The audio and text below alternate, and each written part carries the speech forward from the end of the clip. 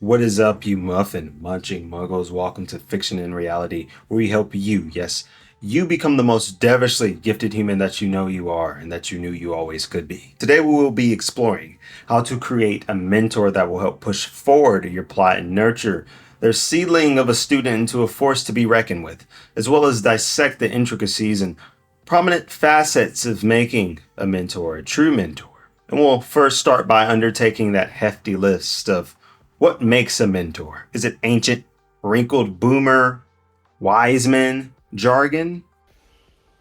Um, so, so the most important thing you gotta remember is, okay, some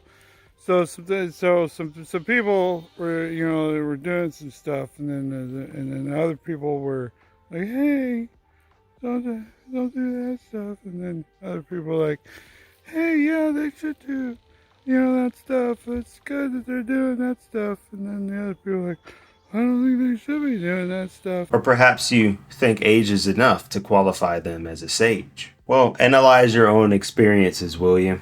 Did you respect your old Auntie Mildred because her boils were pitting out like barnacles?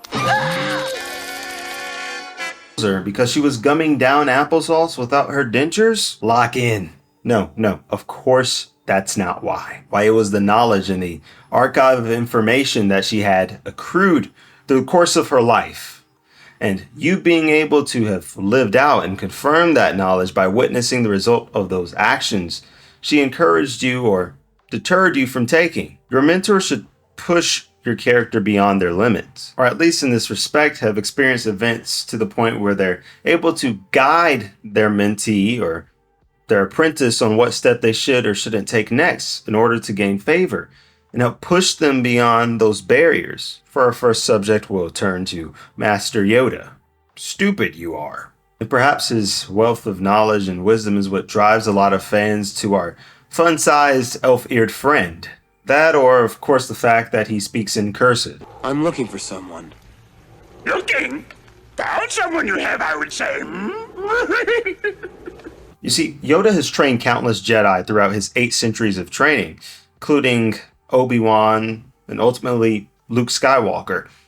In The Empire Strikes Back, we see how Yoda is able to maintain the fine line between admonishment and constructive criticism, never casting doubt on Luke's ability to attain mastery of the skills he's training him to achieve, but making him aware of the flaws and hindrances that block the connection between Luke and the Force.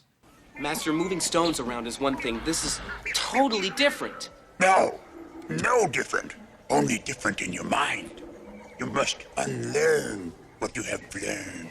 And what's even more, listen to this. Yoda, having undertaken his own tumultuous journey on becoming a Jedi Master and ultimately, in the end, becoming one with the Force, understood the obstacles that slough off the Silk Road to attaining mastery and was able to guide Luke around those hindrances and blockades. Perhaps one of Yoda's greatest barriers to overcome was convincing Luke that his self-doubt and willingness to concede with failure was his greatest enemy, and helping Luke see that he needed to have patience and trust in his own ability to attain skill mastery and maintain a vital connection with the Force. All right, I'll give it a try. No. Try not. Do. Or do not. There is no try. In addition to what constitutes the Force, the very energy that makes the Jedi Order what it is, explaining to Luke that the Force is not just tangible physical matter, but a life force of luminous beings that live in each and every living being. A good leader may also seek to veer their apprentice from a path of destruction, whatever deviation from their rung of morality they measure as being corrosive to the foundation of their teachings. One notable instance is when Yoda, lying on his deathbed, counsels Luke on avoiding fear, aggression, and anger, which he believes is the dangerous triad that contributes to the progressive awakening of a true Sith Lord. Yoda can recognize the darkness that's occurring within the Jedi, just like in Revenge of the Sith. He senses the growing darkness in Anakin Skywalker long before Anakin fully succumbs to the dark side. Continuing on the topic of pushing past one's limits, let's take a look at one of the pillars of perseverance, Mike Guy. If you could look beyond his bushy eyebrow and his Bruce Lee's shindig hairdo and wacky dad energy,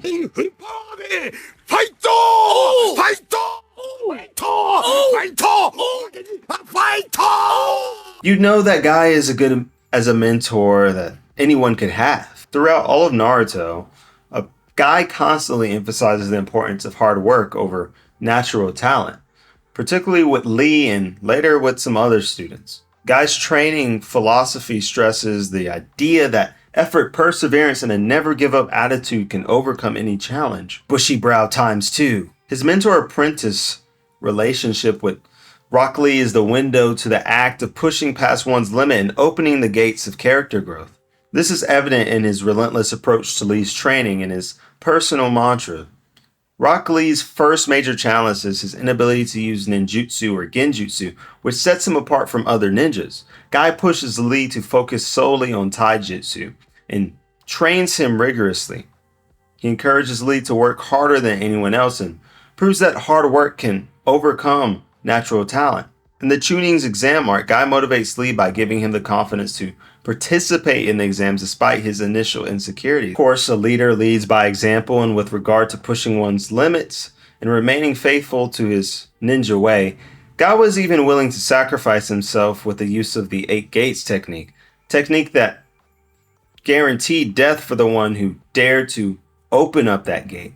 In the 4th Great Ninja War fighting against Madara, he pushes himself to the absolute limits of his physical capabilities, resulting in overwhelming strength, but also at a great physical cost. Guy's decision to open the 8th gate, named the Gate of Death, shows his extreme dedication and belief in pushing past the physical limits for the sake of others. While this moment is more about Guy himself, it serves as a teaching moment for his students, demonstrating the immense power that comes from breaking through mental and physical barriers, even at the cost of one's life. I mean, Guy's chakra was so suffocating and tremendous that he had the knockoff of 6 Paths percolating and screaming out his name in ecstasy like a Swiftie. I, Madara, declare that you are the strongest of them all!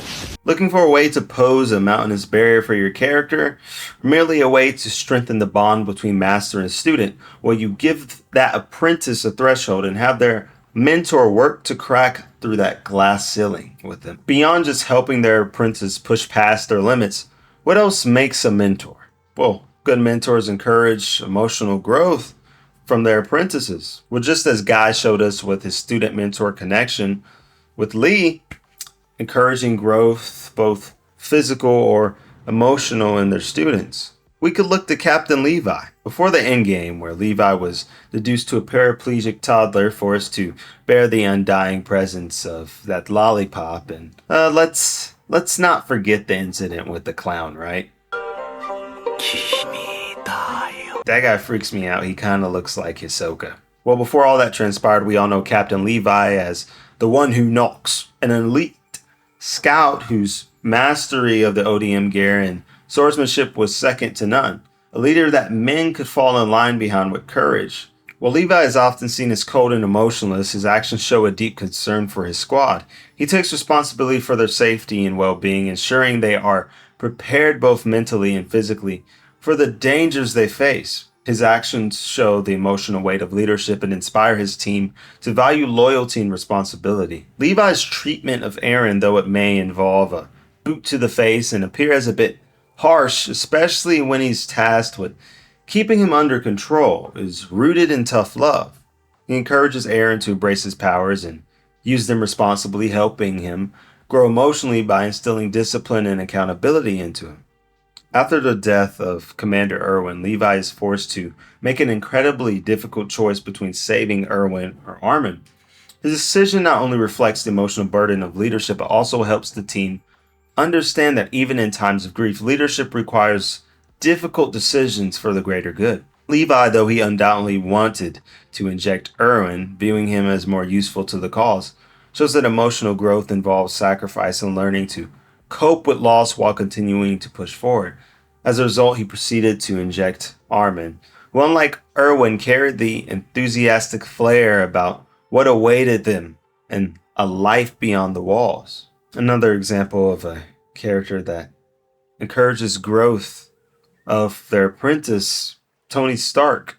Let's talk a little about Tony's mentorship of Peter Parker in Spider-Man Homecoming. Tony Stark serves as a mentor to Peter Parker in Spider-Man Homecoming, encouraging him to rise to the challenge without rushing into situations without being fully prepared. Peter, being an irresponsible high schooler and way in over his head, hacks the suit that Tony gave him without knowing how to use it properly yet, removes the tracker and sets out to save the day by engaging in a fight with the Vulture. He uses a taser web on Vulture's blaster, causing it to fire out sporadically, severing the framework of the ferry and putting everyone else's life in danger. Then old Ironbone shows up to save the day, and boy, when he hopped out that flying Lambo, I know the whole theater was silent as a church mouse pissing on cotton. When Tony takes the suit away from Peter, it serves as a lesson in responsibility and emotional maturity, teaching Peter that it's not the powers that make the hero, but having the acuity to know when and how they should use them in order to reduce the risk of mass casualty, right? Shall we talk about Uncle Iroh, the Dragon of the West? You will teach me the advanced set! Very well. But first, I must finish my roast duck. Uncle Iroh is an old pot-belly but wise man who primarily wants Zuko to find his path on his journey to life instead of being veered by attaining the acceptance of his father and other family members. Iroh's mentorship emphasizes the fleeting nature of existence. His own personal loss helps him teach Zuko that life's brevity should inspire individuals to seek wisdom, peace, and meaningful relationships rather than obsess over material achievements or power. In his conversations with Zuko, Iroh reflects on how small choices can lead to significant impacts, and how fleeting moments of happiness, like when one has a good relationship, should be treasured. It pushes Zuko to understand that honor and power can be fleeting, but the emotional bonds we form are what give life meaning. This specifically hits home as Iroh has experienced firsthand the fragility of life through the death of his son during the siege of Ba Sing Se. Leaves from the vine, falling so slow, like fragile tiny shells drifting in the foam. And now we must deal with the grievances, though, accepting it as a part of a circle of life. Perhaps one of Iroh's greatest gifts as a mentor is his ability to encourage Zuko to find his own way, separate from the expectations of his father in the Fire Nation. Between Zuko clashing with his psycho sister,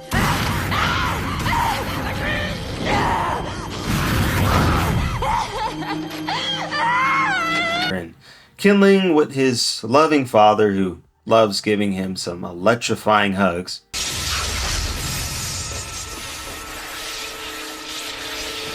Iroh's guidance is gentle but firm, nudging Zuko to confront his inner turmoil and seek a future built on his own values. He teaches Zuko that self-acceptance is crucial to emotional and spiritual growth, and shows Zuko that he's not defined by his past mistakes, but by the choices that he makes in the present. Besides having faith in encouraging personal growth in their student, as I stated earlier, all leaders should lead by example. Let's turn back to Captain Levi for this one. Now, Levi's seen some ish. Let's talk about the death of his squad and the resolve to move forward. After the tragic loss of his squad, who were kicked around like soccer balls and smushed like ants by Annie, Levi leads by example, keeping his composure and continuing to fight for humanity's survival. Stoic response to grief teaches his comrades the importance of resilience as he demonstrates that even in the face of loss, that they must move forward. And of course, as we all know, Levi is basically Zeke's dad. He owns him. In the battle with the Beast Titan, Levi displays an unyielding determination and skill that inspires his comrades to keep fighting. His actions prove that leadership is not just about giving orders, but also about leading from the front, showing what true courage looks like in the face of insurmountable odds. The entire regiment, with the valiant words of Erwin ringing in their ear and the promise to pass the torch to those who would come after and honor the deaths of those who came before, charged forward into the spray of boulders and one by one were crushed by the onslaught, all in hopes of giving humanity one last chance to turn the tides. I mean, how do you let Levi own you not one, but two times? And the second time, you knew he was coming. and even had the goons on standby. All those L's, and he still wanted to return to Monkey. Let's turn back to Tony Stark. In Endgame, Tony Stark's ultimate act of self-sacrifice is one of the most profound moments in the MCU. Throughout our journey of following the boy genius, Stark's character evolves from a selfish, arrogant billionaire to someone willing to make the ultimate sacrifice for the good of the universe. He demonstrates that true leadership often requires letting go of personal desires and putting others first. His decision to wield the Infinity Stones and his subsequent death reflect the emotional depth and maturity he's gained, showing that growth comes from accepting responsibility for the greater good. Question: should Tony have snapped everyone out of existence? The answer is yes. I'm joking. Zuko. Even with Zuko, when he decides to defect from the Fire Nation and aid Aang in his journey to take down his father, takes on a mentor leadership when teaching Aang how to firebend. Even with just deciding to defect, he demonstrates that even a person with a troubled past can change, showing that redemption and growth are possible. His willingness to risk everything for the greater good, despite his family's disapproval, encourages others to follow a path of personal integrity, even when it's difficult. Hey, listen, even after all the hogwash he put Aang and the rest of the gang through, they still ended up vibing on a beat together, right? And tearing up the dance floor with a couple of dragoons. Maybe we'll just throw a side note about Iroh in here, about leading through resilience and determination. I'm sure we all remember when they threw our boy Iroh in the clink with Prison Mike. Do you really expect us to believe you're somebody else? Do you really expect me to not push you up against the wall, biatch? All right, hey, that's just the way we talk in the clink. Been a lot of fun talk about prison today. He acted like he was losing his mind, eating scraps off the floor, all while he was secretly getting yoked and amping bone and muscle tone. Alright, who's 1v1ing yoked Iroh? Let me know in the comments below. You're not. Joel from The Last of Us. Now you just back up there, son. The sweet old days of cracking the heads of some clickers, popping some heads off the infected, and really just trying not to turn into a zombie protein bar. Throughout The Last of Us, Joel leads Ellie through a dangerous post-apocalyptic world, teaching her how to survive. He does this not only by providing her with tools and instructions, but also by showing her through action. For instance, during intense moments where stealth or combat is needed, Joel will take the lead, demonstrating both tactical proficiency and his will to protect. His actions show Ellie what is required to survive in this brutal world. His quick thinking and use of limited resources during encounters with both humans and infected demonstrate the importance of being resourceful. His leadership is also deeply rooted in the instinct to protect Ellie. While he may not always express his emotions, his actions show his commitment to her safety. He repeatedly places himself in harm's way to shield her from threats, modeling the behaviors of a guardian and mentor. He emphasizes the need to stay vigilant, making sure Ellie understands the high stakes of the journey. And we definitely see this portrayed on the final mission where Joel sacrifices the chance to save humanity in order to spare Ellie's life. So, this is pretty obvious to you, right? A mentor should lead by example. Whether or not they're teaching their student something that's morally right or wrong. But they should be consistent in that matter, or else they'll have no totem to stand on when their student begins to doubt if whether or not their teachings merit the effort. So go forth and let words of wisdom roll off your Aunt Mildred's gums. Tap into your young Padawan's potential for greatness. Keep the fiery spur of youth blazing and show us the rigid bonds between your mentor and student and the genuine faith they have in their capacity to persevere and succeed. Remember that a leader should lead as they want to be led, by example. And perhaps what's most important for prying open the claws of character growth is have them pose a challenge to their student and push them to their limits. Plus ultra. I will leave a link to my socials in the description below. And if you took anything from this video, anything, I want you to take a moment, pause, and hit that subscribe button below. And like the video. It pushes these videos out so that others can take the key tokens that you've gained. So do your fellow comrades a favor. And with that, remember, if ever you're lost in the forest tree of words, strip your mind from fantasy and look to the window of the world, and there your mind will run free.